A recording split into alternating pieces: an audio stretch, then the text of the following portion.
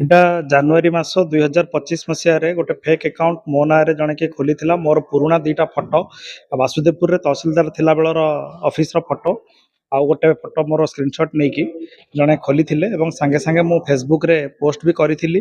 ତା ପରଠୁ ସିଏ ସେପ୍ଟେମ୍ବର ମାସ ପର୍ଯ୍ୟନ୍ତ କେବଳ ଲୋକମାନଙ୍କୁ ଫ୍ରେଣ୍ଡ ରିକ୍ୱେଷ୍ଟ ପଠାଇ ଚାଲିଛନ୍ତି ଏବଂ ପାଖାପାଖି 3000 ଫ୍ରେଣ୍ଡ ତାଙ୍କର ବନେଇ ସାରିଥିଲା ପରେ ଗତ ଅକ୍ଟୋବର ମାସ ପାଖରୁ ସିଏ ଲୋକମାନଙ୍କୁ ପଇସା ମାଗିବା ଆରମ୍ଭ କଲେ, ଯୋଉଟା କି ମୋତେ କିଛି ଲୋକ ପଚାରିଲେ।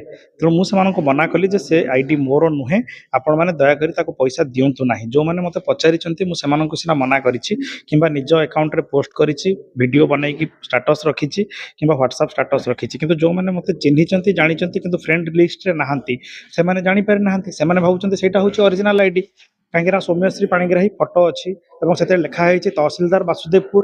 ତେଣୁ ସେମାନେ ସେଟାକୁ ସତ ବୋଲି ଭାବିକି କିଛି ପଇସା ବି ଦେଇ ସାରିଛନ୍ତି। ଗତ 2 ମାସ ଭିତରେ ପାଖାପାଖି ମୋ ଜାଣିବାରେ 40ରୁ 50 ଜଣ ବ୍ୟକ୍ତି ସେମାନଙ୍କୁ ସେ ମାଗିଛି ପଇସା ଏବଂ ତାର ମୋଡସ୍ ଅପରାଣ୍ଡି ହେଉଛି ଯେ ଆଶିଷ କୁମାର ନାମକ ମୋର ଜଣେ ସାଙ୍ଗ ସିଆରପିଏଫର ଡ୍ୟୁଟି ଟ୍ରାନ୍ସଫର ହେଇଯାଇଛି। ସିଏ 65,000 ଟଙ୍କାରେ କିଛି ହାଉସ ହୋଲ୍ଡ ଜିନିଷ ବିକିଦେବ, ଟିଭି, ଫ୍ରିଜ, ୱାସିଂ ମେସିନ୍ ଆଉ ମୋଟରସାଇକେଲ ଏମିତି ବିକିଦେବ, ଆପଣ ଶସ୍ତାରେ କିଣି ନିଅନ୍ତୁ ଆଉ ବହୁତ ଭଲ ଜିନିଷ।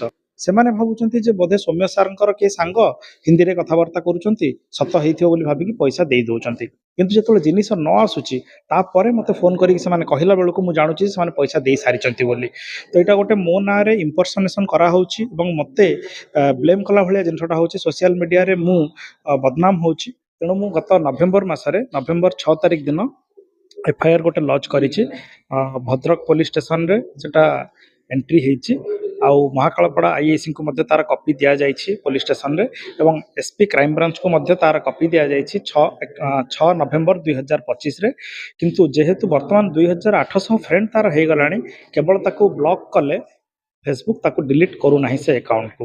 ସେଟା ଗୋଟେ ଅର୍ଗାନିକ୍ ଆକାଉଣ୍ଟ ଭଳିଆ ବର୍ତ୍ତମାନ କାଉଣ୍ଟ ହେଉଛି, ଯେହେତୁ ବହୁତ ଗୁଡ଼େ ଫ୍ରେଣ୍ଡ ହେଇଯାଇଛନ୍ତି। ରିପୋର୍ଟ କଲେ ହିଁ ସେ ଆକାଉଣ୍ଟଟା ବନ୍ଦ ହେଇପାରିବ। ମୁଁ ଆପଣଙ୍କୁ ତାର କପି ଗୁଡ଼ାକ ଦେଖେଇ ଦେଉଛି ଯେଉଁ ଏଫଆଇଆର କରାହେଇଛି। ଏଇଟା ହେଉଛି ତାର କପି। ମହାକାଳପଡ଼ା ଅଫିସରେ ମୁଁ ଯେତେବେଳେ ଭିଡ଼ିଓ ଅଛି ବର୍ତ୍ତମାନ ଥିଲି, ସେତିକି ବେଳେ ଏଇଟା ନଭେମ୍ବର 6 ତାରିଖରେ ଦିଆହେଇଥିଲା ଏଫଆଇଆର। ଏଇଟା ହେଉଛି ସେ ଫେକ୍ ଆଇଡିଟା।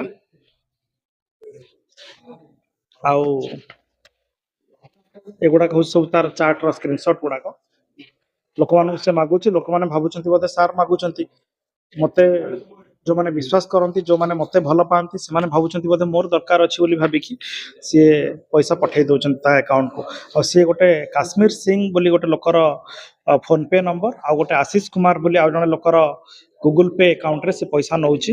ଏଇଠି ବି ଆହୁରି କିଛି ସ୍କ୍ରିନଶଟ୍ ମୋ ପାଖରେ ଅଛି, ମୁଁ ଆପଣଙ୍କୁ ଦେଖାଉଛି। ଏଇ ଟାଇପ୍ର ସେ ଚାଟ୍ କରୁଛି ସେମାନଙ୍କ ସହିତ,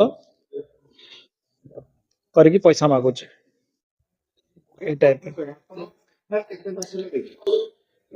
ଏଫଆଇଆର ମୁଁ ନଭେମ୍ବର ମାସ 6 ତାରିଖରୁ ଦେଇଛି। ଭଦ୍ରକ ପୋଲିସ ଷ୍ଟେସନରେ ଏଣ୍ଟ୍ରି ହେଇଛି ନଭେମ୍ବର 7 ତାରିଖରେ। ଡିସେମ୍ବର ଆଗେ ଜାନୁଆରୀ ସରିବା ପାଇଁ ବସିଲେଣି। ପ୍ରଶାସନିକ ଅଧିକାରୀ ଆମର ତୁରନ୍ତ ନ୍ୟାୟ ପାଉନାହାନ୍ତି।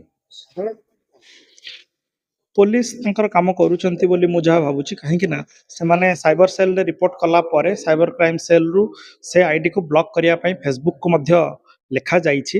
କିନ୍ତୁ ସିଏ ଯେହେତୁ ପୁରୁଣା ଆକାଉଣ୍ଟ ହେଇସାରିଲାଣି, ପାଖାପାଖି ବର୍ଷକର ଆକାଉଣ୍ଟ ଏବଂ ବହୁତ ଗୁଡ଼େ ଫ୍ରେଣ୍ଡ ଅଛନ୍ତି, ଟିକେ କନଫ୍ୟୁଜନ୍ ହେଉଛି ଯେ ଅର୍ଗାନିକ୍ ଆକାଉଣ୍ଟ କିମ୍ବା ଫେକ୍ ଆକାଉଣ୍ଟ। ତେଣୁ ଫେସବୁକ୍ ସେଟାକୁ ଏପର୍ଯ୍ୟନ୍ତ କ୍ଲୋଜ୍ କରିନାହିଁ। ଯଦି ପୋଲିସ ପକ୍ଷରୁ ଆଉ ଟିକେ ଅଧିକ ପ୍ରଯତ୍ନ କରାଯାଆନ୍ତା, ଅଧିକ ପ୍ରେସର ଟିକେ କରାଯାଆନ୍ତା ସାଇବର ସେଲ୍ ତରଫରୁ, ତାହେଲେ ହୁଏତ ସେ ଆକାଉଣ୍ଟଟା ବନ୍ଦ ହେଇଯାଇପାରନ୍ତା। ସାଧାରଣ କଣ କହିବ?